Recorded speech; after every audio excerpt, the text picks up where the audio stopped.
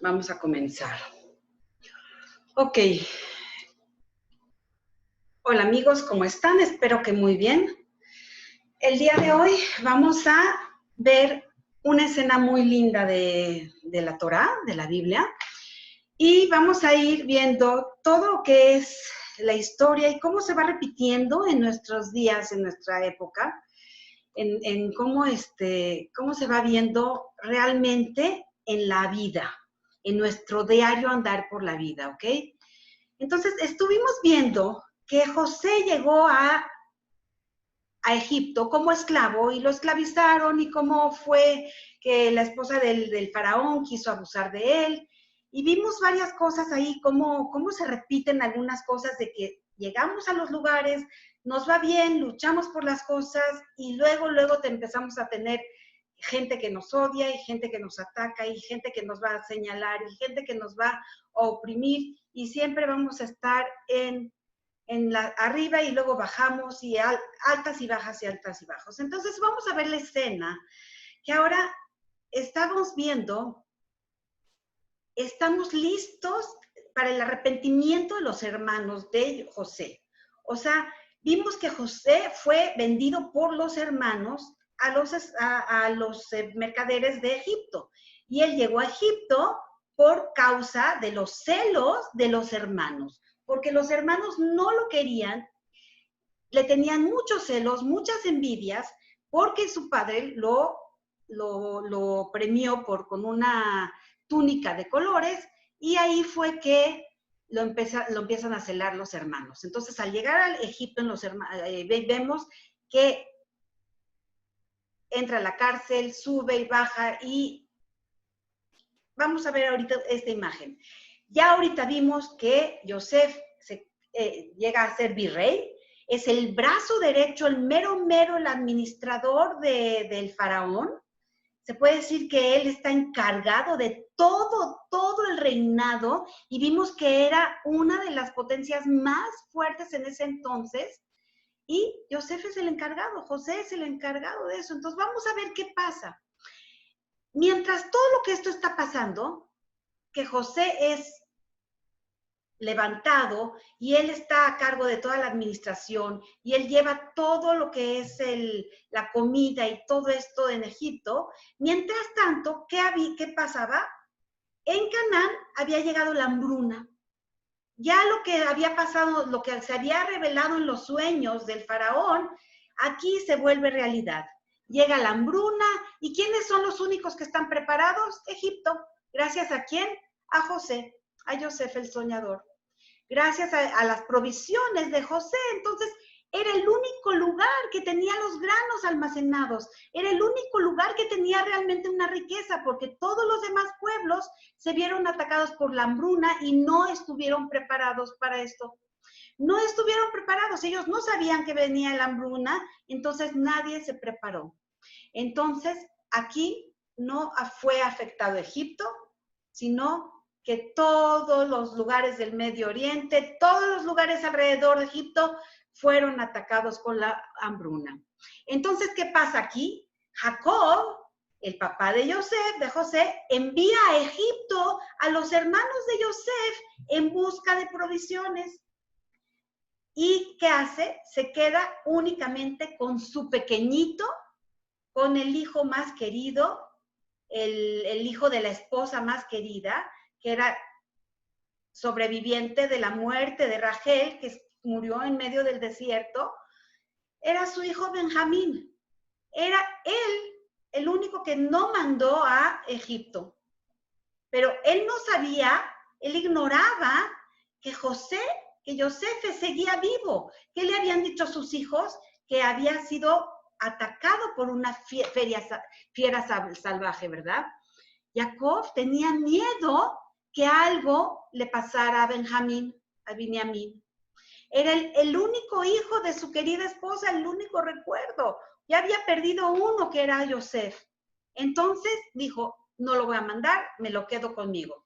Entonces, ¿qué pasa? Los hermanos llegan a Egipto, se reverencian ante el virrey, Se vuelve realidad aquel sueño que José tuvo y que le dijo a los hermanos que alguna vez se iban a inclinar ante él. Aquí se hace realidad. Aquí fue que se hace realidad, pero los hermanos no saben que el rey es él. Él no sabe, sin darse cuenta que en realidad se trataba de su hermano perdido, a quien habían vendido como esclavo. Después de todo, cuando lo vendieron, él era un niño de 17 años. Ahora era un hombre maduro de 40 años y estaba vestido como el virrey de Egipto, con todos los poderes y con todos los honores de Egipto. A esta altura, de todo lo que hemos hablado, Yosef podría tranquilamente haberse rebelado, ¿verdad? Pero no lo hizo. En cambio, mantuvo su secreto, mantuvo su identidad en secreto. ¿Por qué? Porque colocó a sus hermanos en uno de los dramas más interesantes y emocionantes de toda la Torá. Yosef se dio cuenta que si él se rebelaba en ese momento sin hacer algún tikún, ¿qué significa tikún? Algún arreglo. Esto se iba a repetir y iba a ser algo grave para el futuro. Entonces él dijo, si yo no hago algo, yo debo de arreglar esto, debo de hacer un tikún para mis hermanos, para que esto no sea un peligro para el futuro, para el pueblo de Israel, para el pueblo judío, para el futuro. Entonces, él vio el futuro, está escrito, es de Ujajam Arroe Etanolad. Yosef, así como vio el futuro de la hambruna y guardó las cosas para que no sufrieran, en este momento él estaba viendo el futuro, que si los hermanos no arreglaban este momento, el pueblo de Israel se vería un peligro eterno, todo esto para el pueblo de Israel. Entonces, ¿qué hace? Se dio la tarea de hacer algo por esto, para arreglar. A menos de que sus hermanos reconocieran su error, sintieran el remordimiento, hicieran teshuvá, se arrepintieran y cambiaran, entonces ese odio podía reaparecer durante toda la historia. Él sabía que debía de forzar a sus hermanos a hacer teshuvá, a hacer que se arrepientan. Entonces Maimónides, el gran sabio, que es un gran sabio judío medieval, explica que el camino judío para el arrepentimiento primero debe ser reconocer que nos hemos equivocado, luego comprometernos, asumir responsabilidades y a comprometernos a no hacerlo de nuevo. Claro, pedir perdón. Pero el verdadero desafío que era es cuando te encuentras en la misma situación y vuelves a repetir el error. Entonces ahí no se cumplió tu teshuvá. Tu teshuvá el desafío es en el momento que te encuentras en la misma circunstancia y ya no pecas. Si estás en la misma situación y no repites tu error, entonces ya estás absuelto, ya cumpliste y tu teshuvá, tu arrepentimiento, entonces es completo. Entonces acá, solo ahí es el momento que ya habrás probado que cambiaste realmente en realidad. Entonces eso es exactamente lo que sus hermanos debían de hacer. Y Yosef se dio cuenta que tenía esta gran oportunidad en sus manos para que sus hermanos en esa misma situación tenía que lograr que tomaran responsabilidades de lo que habían hecho, de sus errores del pasado y erradicar ese daño causado por los celos que habían tenido en la casa, ¿verdad? Entonces, ¿qué pasó? Primero, cuando entraron todos eran grandotes, bien bonitos, y cada uno para no llamar la atención entraron por diferentes puertas a Egipto y los acusó como espías. Entonces, ellos dijeron que no eran, ellos y rogaron y dijeron que ellos no eran espías. Y ellos argumentaban que tan solo eran un grupo de hermanos de la misma familia y que su casa estaba, en su casa estaba su papá y ellos habían venido nada más a comprar alimento. Y entonces, ¿qué dijo Yosef? Si esto es verdad, entonces deben de ir y traerme al otro hermano que tienen allá. Entonces ahora los hermanos estaban empezando a entender que todo esto les había ocurrido por todo lo que le habían hecho a su hermano Yosef, lo que le habían hecho a su hermano José. Entonces estaban entendiendo que esto era un tikkun, que ahora sí estaban pagando lo que habían hecho. Entonces ahora tenían que traer a su hermanito el pequeño, a Benjamín, y bien sabían que si algo le ocurría a él, eso iba a matar a su papá. Ahora, si no iban a aguantar el dolor de su padre. Su padre no iba a aguantar esta vez su dolor y esto lo iba a matar. Pero José insiste que los hizo volver que los haga volver a Egipto y que vayan por su hermano. Aunque ellos decían que no, que por favor, así, les rogaron, dijeron no. Ustedes tienen que ir por su hermano y tienen que regresar así, acá. Después, ¿qué hizo Yosef? Vean qué increíble. Después le pone una copa a Benjamín en su costal, en sus cosas, para hacerlo, para que lo hagan, ¿cómo se llama? Pone una copa entre las cosas del hermano para que de esa manera lo acusen y se quede como esclavo. Entonces, ¿qué pasa? De esta manera, al poner esa copa de plata en la bolsa de Benjamín y lo acusa de robo, hace que se quede él y el hermano dice, no, yo no quiero eso, yo quiero que mi hermano se vaya, es el chiquito de mi papá, el más querido, yo no puedo que mi papá no va a aguantar eso. Al acusarlo de robo, así, eso pasó. Él le ofrece, dice, váyanse todos, déjenme a este niño, ustedes váyanse, los dejo en libertad y solamente voy a dejar castigado a Benjamín. A él lo voy a tomar como esclavo. Imagínense esto, esta fue la prueba que los hermanos no podían soportar. Esta era la prueba. ¿Le darían la espalda a los hermanos para salvarse?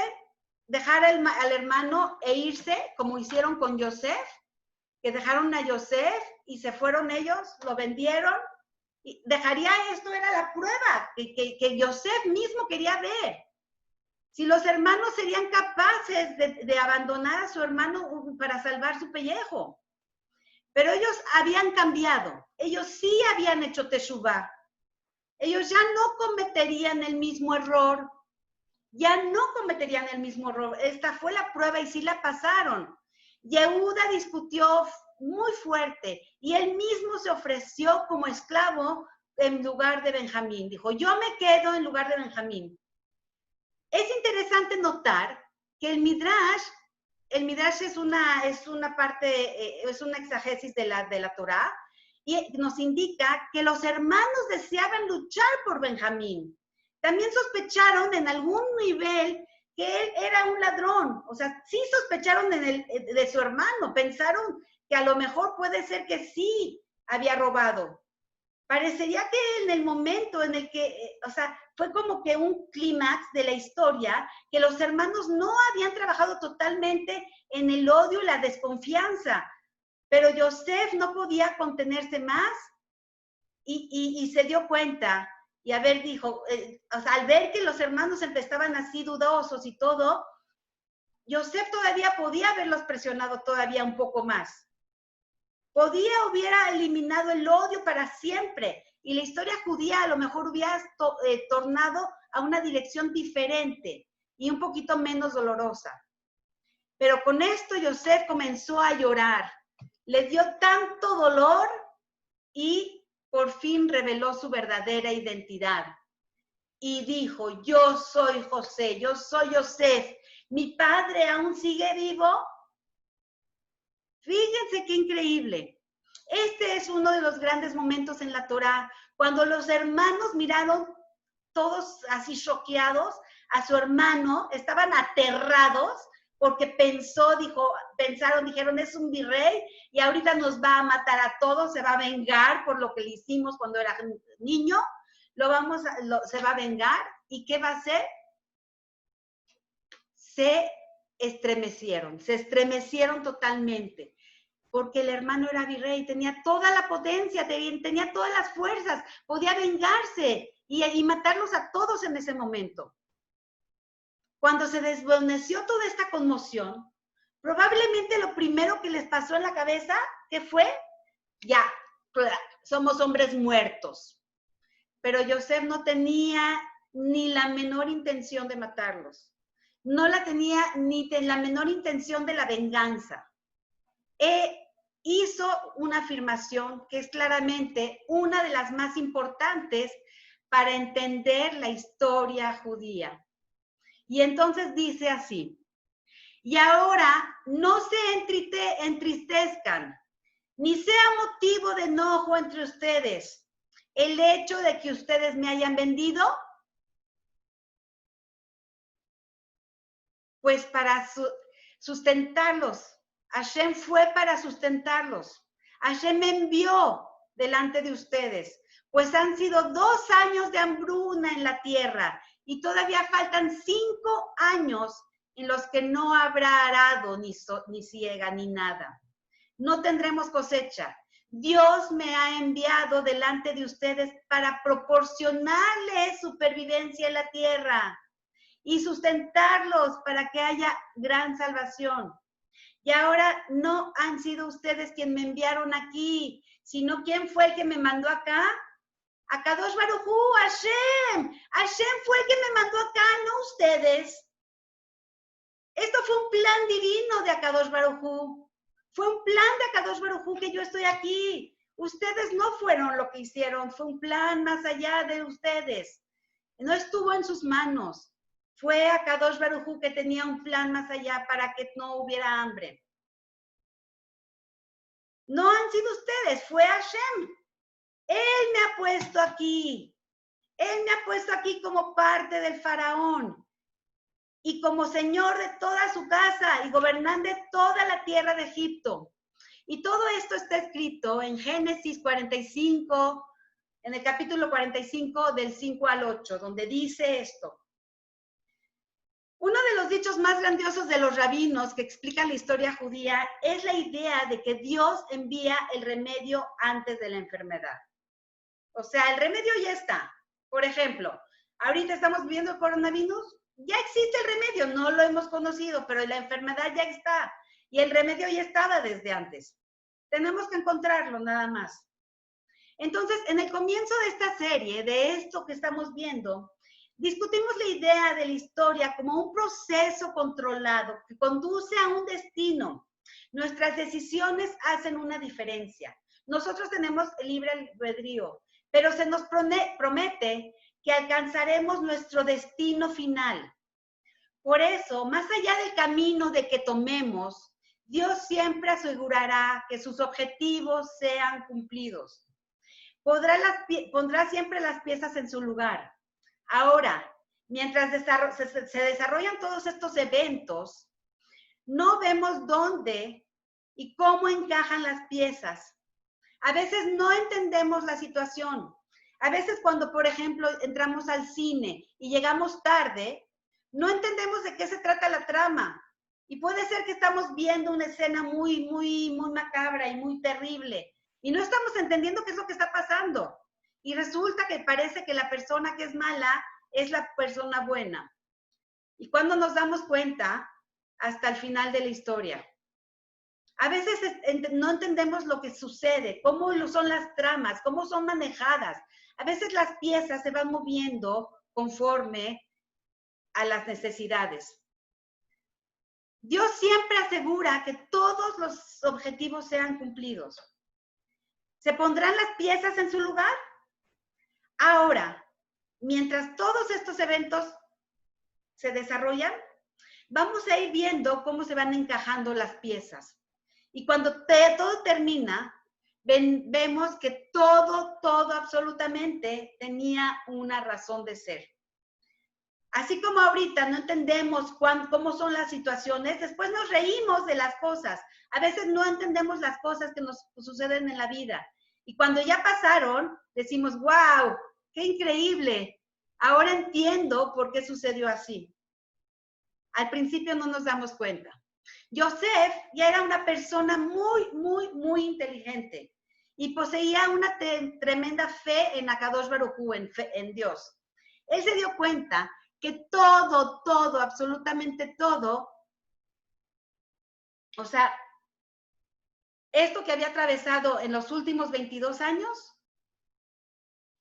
que bajó y entró a la cárcel, y cómo sucedieron las cosas, y cómo se manejó las cosas, y cómo se subió a tomar el cargo de virrey, todo esto era un plan divino. Tenía que ir a Egipto, porque era parte de un gran proceso. Y este proceso que vemos en el cielo, vamos a llamarle un proceso cósmico, solo se ve claro al final de la historia. Es como si fuera un rompecabezas que se va formando. Entonces vemos que la historia judía y la humana, toda la historia de la humanidad, es como un gran rompecabezas con 6,000 piezas. Al principio, cuando las piezas son arrojadas sobre la mesa, no tiene sentido, pero al final podemos ver que todas las piezas se encajan perfectamente.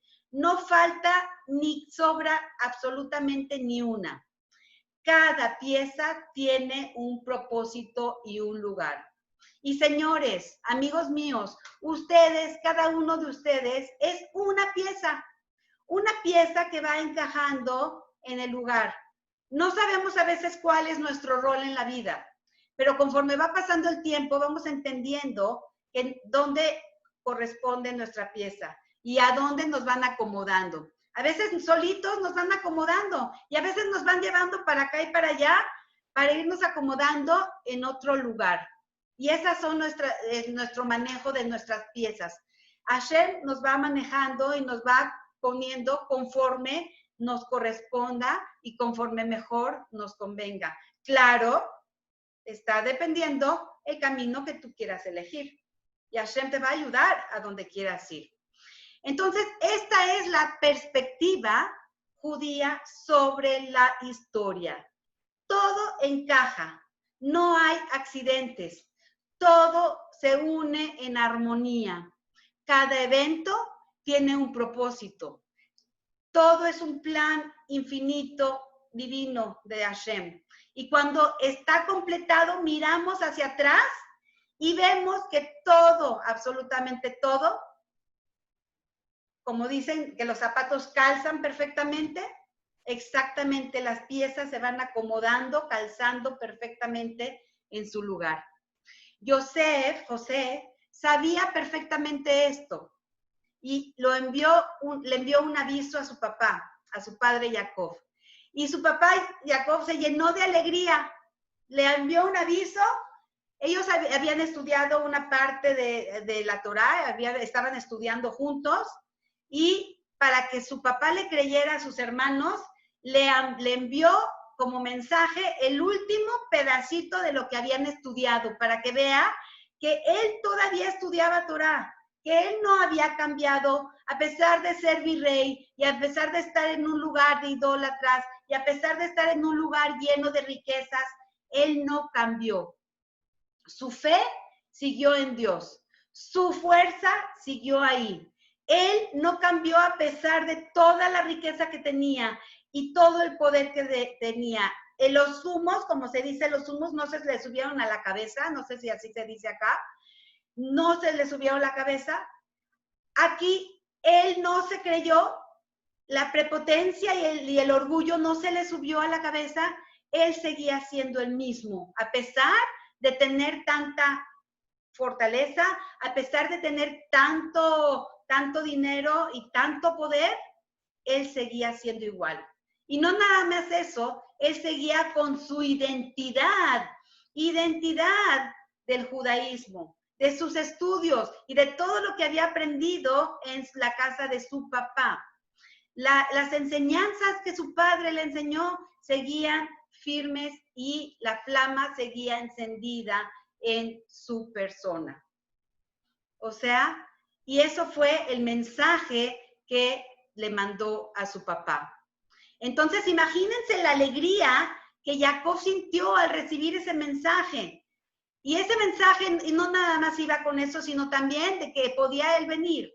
Entonces, durante todos estos años había pasado, él pensaba que su hijo estaba muerto y no tuvo consuelo. Está escrito que la persona cuando pierde a un familiar, Dios no quiera que nos aleje de todo eso, Hashem te da consuelo.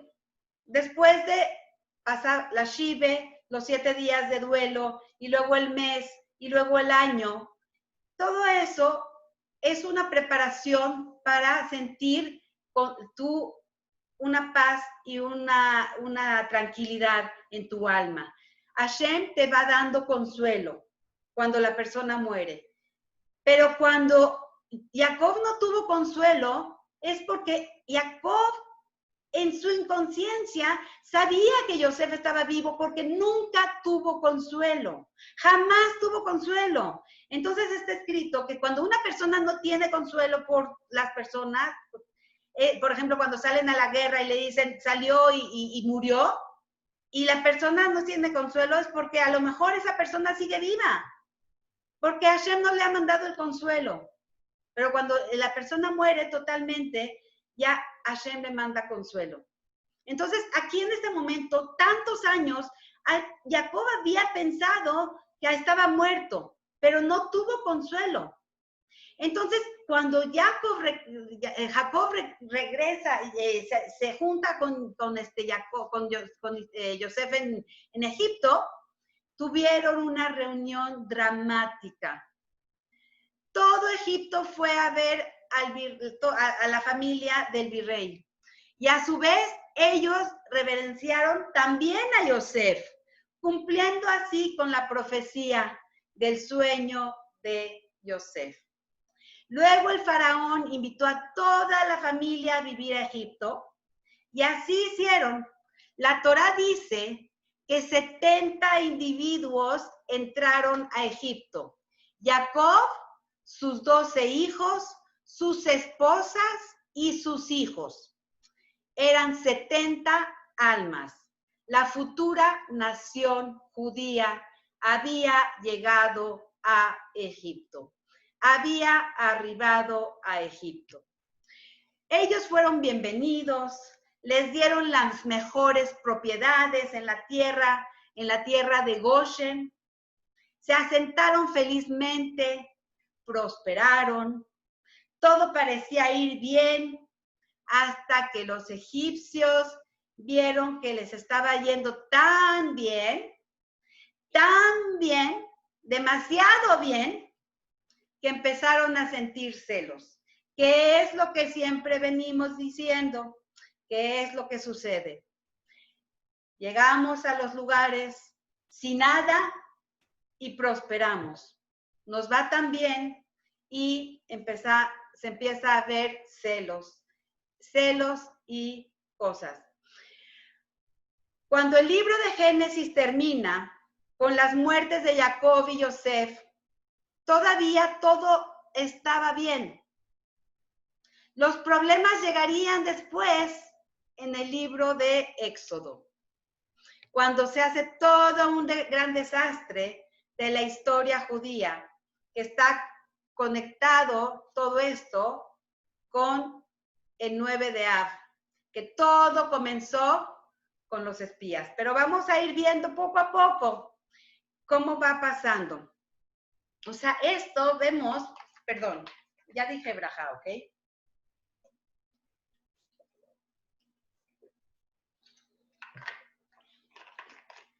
Aquí muere Jacob, muere Yosef.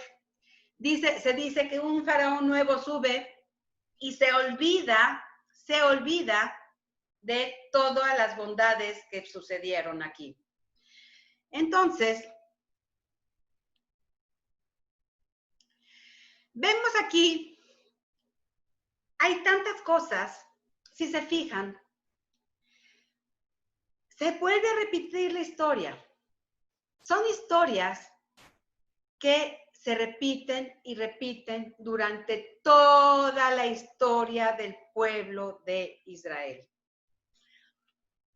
Llegó Jacob a Egipto, llegó con toda su familia, se asentaron, tuvieron unos años de felicidad, tuvieron años de alegría, tuvieron años de sustento, tuvieron años de paz, estuvieron muy, muy bien. Y esto empezó a levantar mucho odio. Todo esto empieza a generar envidias. Y, amigos, hoy vamos a dejarlo acá. Y quiero abrir los micrófonos para que si alguien quiere comentar alguna cosa, acuérdense que tengo clase, pero hoy tengo algo que hacer antes. Entonces, vamos a cortarlo acá para no empezar un tema nuevo. Ya dejé los micrófonos abiertos por si alguien quiere comentarme algo, preguntarme algo. Ya quité los micrófonos. A ver, Barry y Clarita. ¿No? Ahí está. Ya.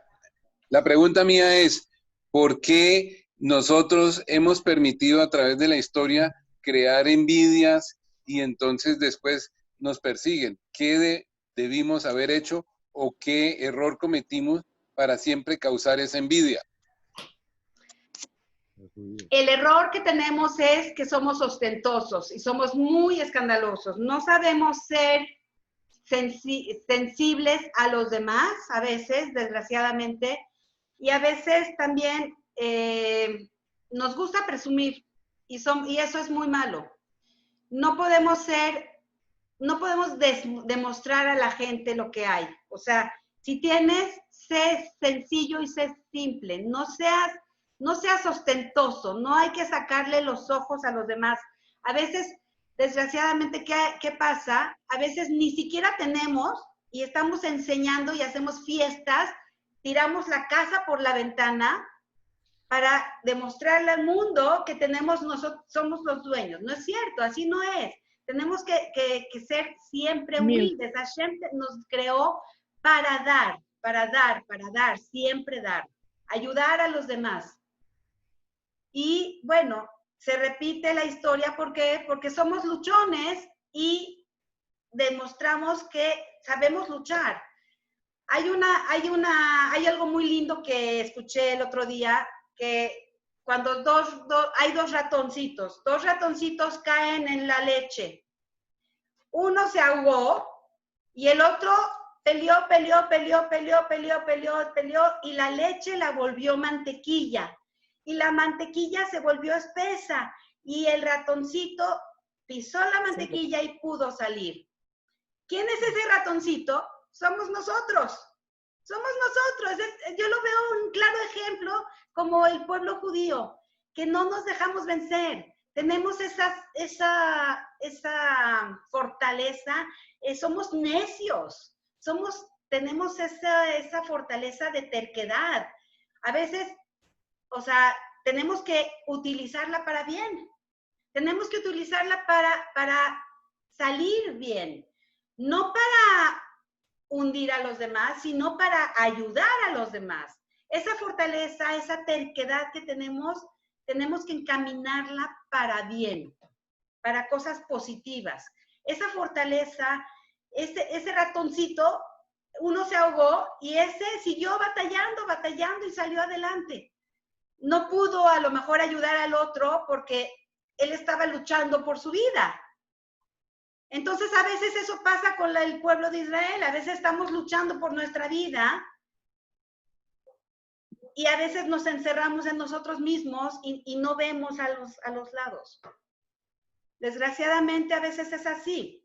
Tenemos que ver el lado positivo y tenemos que ver el otro lado y tenemos que ayudar a todo mundo y ver al otro que también se está hundiendo. A veces el otro se está hundiendo y nosotros no le brindamos la mano. Entonces, eso es lo que tenemos que hacer, trabajar en comunidad, trabajar fuerte para ayudar a los demás, darle la mano a los demás. El que tiene más, ayudar al que tiene menos. Eso es lo que tenemos que hacer. Está más o menos, Roberto, más o menos te aclaré tu duda. Sí, bastante. Sí, eso se nos olvida a mucha gente, esos detalles que son importantísimos porque para eso fuimos creados, para ayudar, para colaborar, para compartir. Y eso lo vemos en la tribu de Israel. Estaba la tribu de Efraín y Menashe. O sea, perdón, los Efraín y Menashe son los nietos de los hijos de Yosef, perdón. Estaba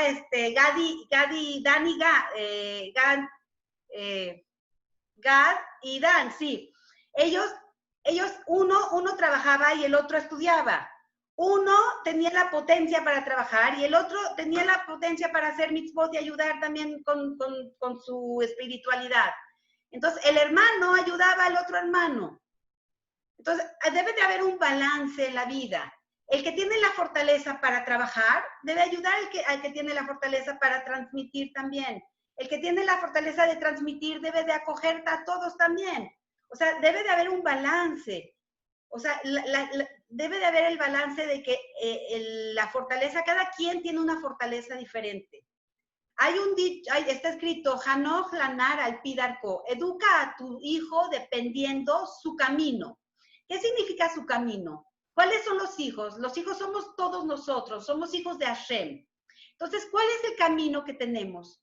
Uno tiene una fortaleza artística, el otro tiene una fortaleza para la palabra, el otro tiene una fortaleza para acoger a las personas, otro tiene la fortaleza para trabajar, otro tiene la fortaleza de física, otro tiene, cada quien tiene una fortaleza diferente. ¿Por qué nos hizo Hashem tan diferentes? ¿Por qué Hashem nos hizo tan diferentes a todos? Todos y cada uno tiene una fortaleza diferente. ¿Por qué? ¿Por qué? Porque somos esa mancuerna. Todos somos esa mancuerna que debe de unirse. Es como una maquinita, que son las piezas que se van uniendo. Este tiene esta fortaleza y este tiene otra fortaleza. Entonces, nosotros somos esa pieza que complementa al otro. Cada uno complementa a cada quien. Tú eres esa pieza para algo en especial. Nosotros, cada uno tenemos esa misión. Entonces, el camino de cada uno no es igual. Todos tenemos un camino diferente en la vida. Todos tenemos un camino que va por diferente, es totalmente diferente. Entonces, nosotros tenemos que encontrar cuál, por dónde. Y si se nos pone una prueba en la vida, ahí está tu fortaleza. Pon tu fortaleza a darlo. Tienes la fortaleza para que Hashem te dio bendición, ayuda al que menos tiene. Tienes la fortaleza para escuchar, escucha a tu compañero. Tienes la fortaleza para aconsejar, también. O sea, no necesariamente todos tenemos que dar dinero, porque hay quienes no tienen dinero, pero tienen otras cosas que dar. Que a lo mejor es esa palabra, ese consejo, esa ayuda material, física. A lo mejor yo te puedo ayudar con mis manos en algo. A lo mejor te puedo ayudar con una compañía. A lo mejor te puedo ayudar escuchándote. A lo mejor te puedo ayudar simplemente acompañándote. Todos tenemos una fortaleza diferente. Y no necesita ser dinero nada más. Cada quien tiene una fortaleza y esa fortaleza la tenemos que explotar. Hashem nos puso al mundo para dar. Y eso es lo que tenemos que hacer, dar y dar. Y no cansarnos de dar. Y no des esperando recibir algo. El que da esperando recibir algo no está en lo correcto. La persona tiene que dar sin esperar nada a cambio. Ahora sí hay un dicho, dice, da sin mirar a quién y sin esperar a qué. O sea, no das esperando que te den y no das esperando recibir. O sea, nada, nada. Das sin mirar a quién y sin esperar nada. ¿Alguien más quiere decir algo? ¿Quiere preguntar algo? ¿Nadie? Ok. Entonces, amigos, los espero. Entonces, todos los miércoles, acuérdense que estamos aquí todos los miércoles a la misma hora en el mismo canal. Con el mismo link nos metemos siempre, porfa. Los espero siempre los miércoles a las 6 de la tarde. Cuídense muchísimo. Que estén muy bien. Bye, bye. Bye, bye. Gracias. Todos Bye, bye. Bye, bye. Cuídense mucho.